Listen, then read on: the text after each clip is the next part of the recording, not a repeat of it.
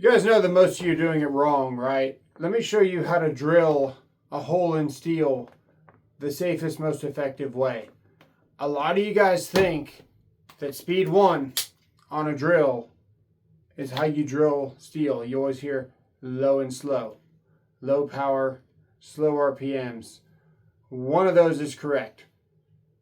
You don't want this drill in speed 1. You do want slow RPMs, but it really just depends on the material you're cutting and what you're trying to do. Sometimes to clean a hole really quickly, you want to give a little burst of power. You want to ease up on the pressure of the drill, spin it real quick just to get your hole saw unstuck, and then continue drilling, given that you have pulled up on the drill as you push. If this thing is in speed 1, the power on these drills nowadays, even this tiny M12 drill, will send your workpiece flying, send your flat sheet metal stock, whatever you're drilling, across the room, hopefully not into your organs, things like that. I do not advise you guys to ever use speed 1 to drill, and I'm going to show you why right now. I've got a piece of solid steel here. It's a box, but it's at least, I believe, 3/16 inch thick. And I've got a Diablo hole saw kit. We're using the Diablo because it's a fairly thick cutter here. Cutter on this is exceptionally thick compared to some of your thin wall hole saws.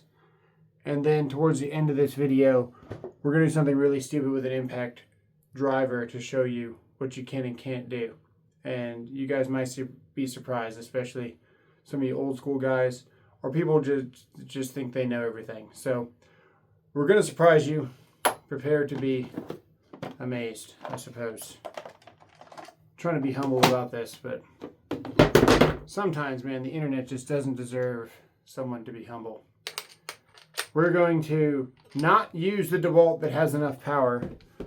We're going to use the Milwaukee to show you guys what you should and shouldn't do first. So there's no doubt about it.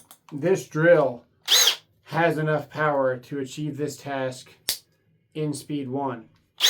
What happens in speed 1 is you get all the torque, lower RPMs, and unexpected results, we'll just say. We're going to pop this into speed 2 to drill the hole. I'm going to show you how I drill a hole. First, if you're a pro, you're going to know exactly where your hole is going to go. You're running conduit, whatever you're doing. I just want to have an idea of where the hole saw is going to be because I want to try to cut 2 holes for you guys here. And the only thing holding this steel plate on this box is this one little screw. So if we use too much torque, things are going to get dangerous and the metal is going to fly across the room. So now that I know where I want my hole to be, basically, I'm going to mark the pilot here like that. And I'm not going to drill with the pilot. That's the first mistake. People try to drill with the hole saw and the pilot, and the slightest little bit of fluctuation from where you're drilling will snap your pilot. And if you're new to the trade, save your journeyman the mental anguish and just do what I'm showing you here. So next, what I do, I make sure having a firm grip on the top of the drill here, and I put quite a bit of weight down on the workpiece. Now this is not anchored in any way, so just like in the field, here we go.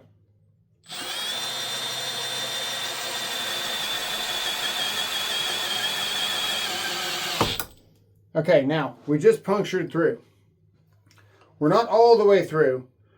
If this was in speed 1, I'm going to show you what can happen, okay? And to show you, we're going to leave this right here.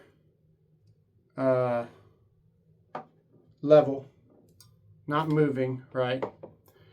I've got it in speed 1, and we're going to puncture through, and you're going to see the torque availability on this drill that we did not need to drill this hole. So you can see the drill is already pulling this way.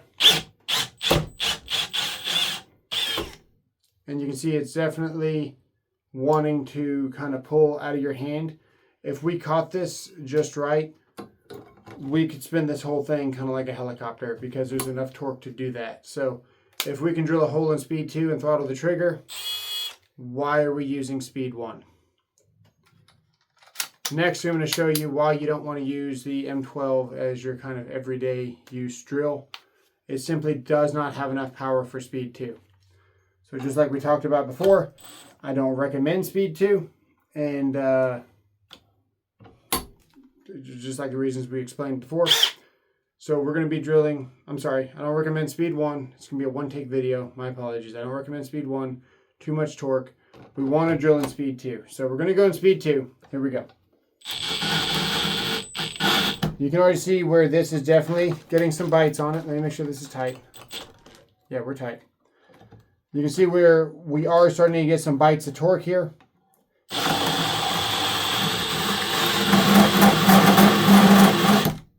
But my finger's still on the trigger and the drill timed out. Let's try again. Drill timed out. I'm trying to get you guys to catch it. There we go. Timed out right there, flashing light, right? Not enough power to do it in speed 2. So we're going to get a more powerful drill that's capable of doing this in speed 2. We're going to go with the DeWalt here. And I'm going to go with a smaller, more efficient battery. When we look at these two drills side by side, it's pretty obvious. You know, the M12 being just slightly smaller. Still pretty ridiculous to not go with the more powerful drill for the footprint. I mean, you just look at this. It's pretty obvious which one you're going to want. The 20 volt for almost the same footprint. Sure, you can put a smaller battery on this, but I just showed you that it's already lacking power.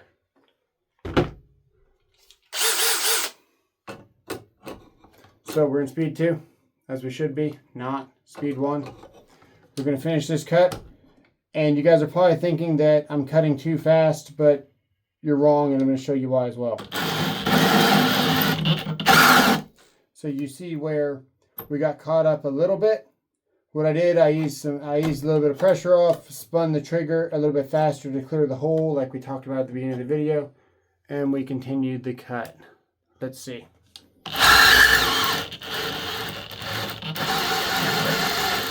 Right about there is my sweet spot.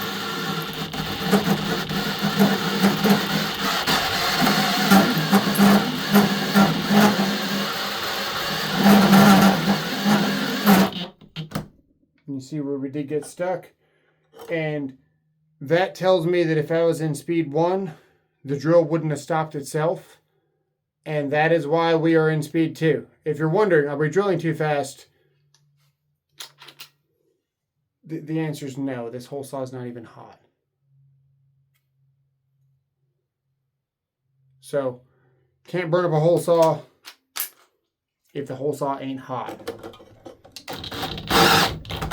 You see we're starting to get stuck, but we're in speed 2, so the drill is not stronger than the metal. The idea is for the drill not to be stronger than the metal. If the drill's stronger than the metal, bad things happen. I'll put it in speed 1 and I will show you how this gets aggressive pretty quickly. Let's see. There, I'm not doing it anymore. You saw where the whole box flexed. I hope you did, because I'm not doing it. I'll do it one more time. It's flexing. There you go. We ripped the box apart here. The screw is no longer centered. I put my fingernail in this gap right there. We're going to go back to speed 2.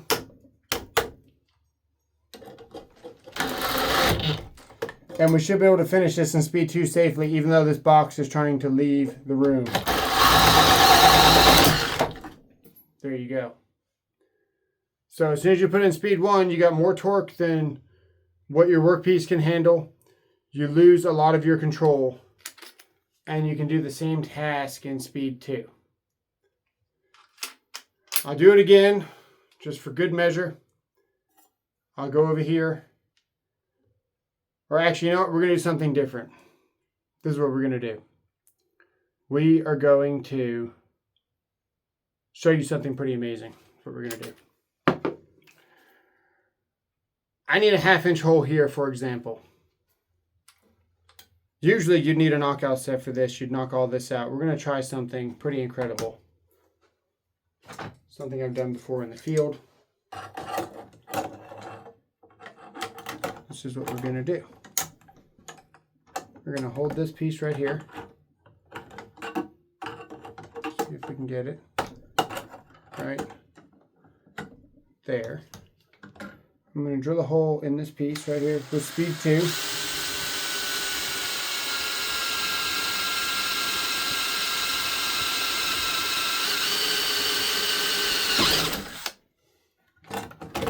This tool channel is for electricians. It's also for DIY and homeowners, but it focuses on the pro. I get that not a lot of pros are watching because they're too busy making money and doing professional things. But that's what this tool channel is for. Absolute pros, not keyboard warriors. Although it does have a lot of keyboard warriors in the chat. So we don't want to knock this knockout out, right? That's the goal here. We want to cut this with precision. So here we go.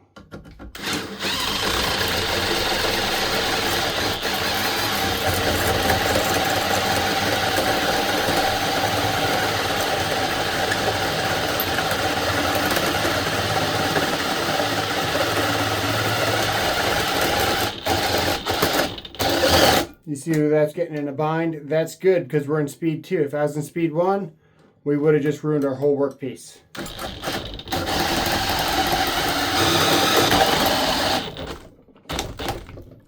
Gonna put it in reverse real quick. Bump it really fast just to clear the hole. Do it again.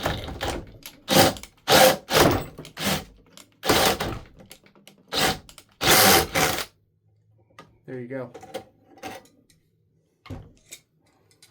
Bend this back up like that. Workpiece is not hot.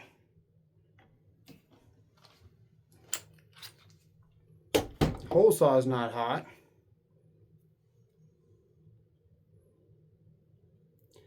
That's how a professional does it. Now we're going to install a connector in here.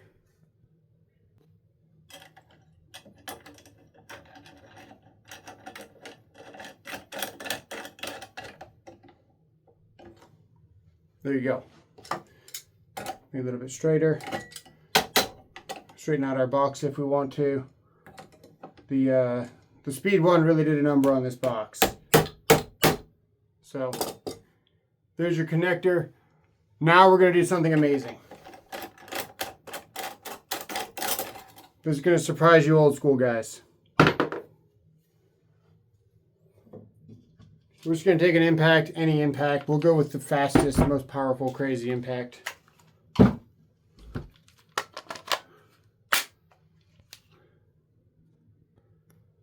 And we're going to go with this guy here. This is a Milwaukee thin wall hole saw here. The pilot tip is broken off, so it might get interesting. We'll see what happens. Let's find out.